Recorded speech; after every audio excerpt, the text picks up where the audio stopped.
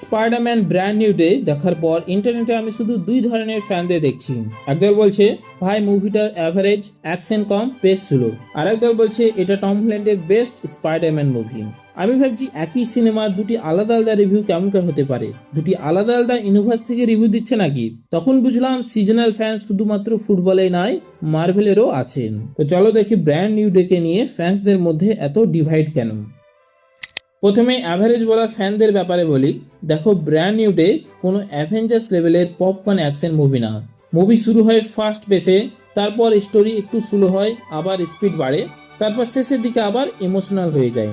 আর এখানে সিজনাল ফ্যানদের সমস্যা, কারণ তারা লাস্ট 20 মিনিটে এক্সপেক্ট করেছিল আকাশ থেকে পোর্টাল খুলবে, 3-4টে স্পাইডারম্যান আসবে, হাল্ক এসে বিল্ডিং ছুড়ে মারবে, আর শেষে পিটার পার্কার স্লো মোশনে হালকে এক পাঞ্চ মেরে স্পেসে পাঠিয়ে দেবে। হ্যাঁ, এরকমটাই একবার কমিকে হয়েছিল, কিন্তু মার্বেল এবার অন্য কিছু করেছে। এই মুভিটায় অ্যাকশনের থেকে ইমোশনালের দিকে বেশি ফোকাস করেছে। তাই যারা শুধু ফার্স্ট অ্যাকশনের জন্য থিয়েটারে গিয়েছিল তাদের কাছে মুভিটা অ্যাভারেজ লাগাই স্বাভাবিক।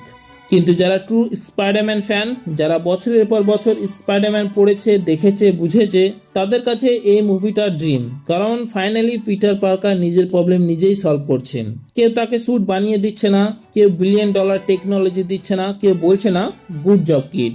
আর সে 5 বছর ধরে নিজের মেন্টাল হেলথের সাথে লড়াই করছেন। এটাই হচ্ছে ক্লাসিক স্পাইডারম্যান। এমসিতে প্রথম স্পাইডারম্যানের মুভি হচ্ছে হোমকামিং, মানে স্পাইডারম্যান মার্বেল ইউনিভার্সে বাড়ি ফিরেছেন।